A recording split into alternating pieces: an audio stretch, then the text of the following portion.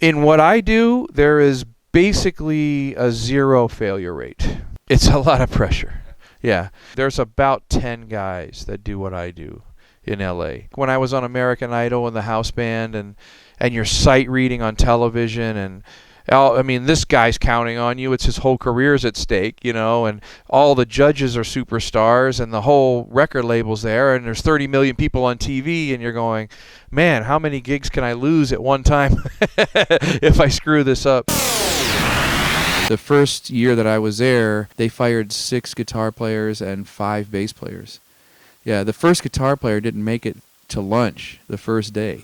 He was loading out at lunch and another guy was coming in and I was thinking, oh man, I'm never going to make this. So I'll tell you what I do. We all have these Beats headphones. So I don't have them. I have the feed of the producer in one and the playback and the talkback from the stage manager.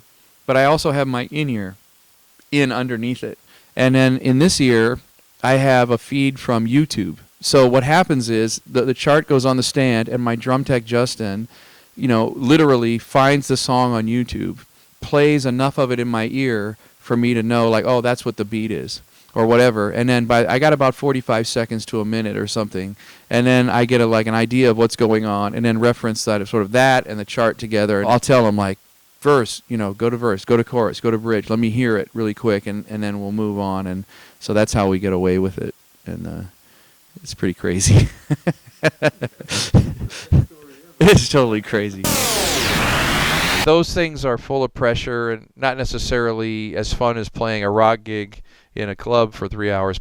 I have to read really, really, really well, like really well. I have to be able to do that in a way that has confidence and intention so that it feels like I know the song. It can't feel like I'm just learning the song. It has to feel like I've known this song for 5 years. Intention is probably the most important word on any instrument. There's intentional improvisation. We're making it up right now as we go along. On the other hand, it doesn't sound that way. And a lot of times I hear players, it sounds like they have a big question mark over their head. It's kind of like, I think this is it. Or they play a fill and the one is a little bit like, oh, maybe not.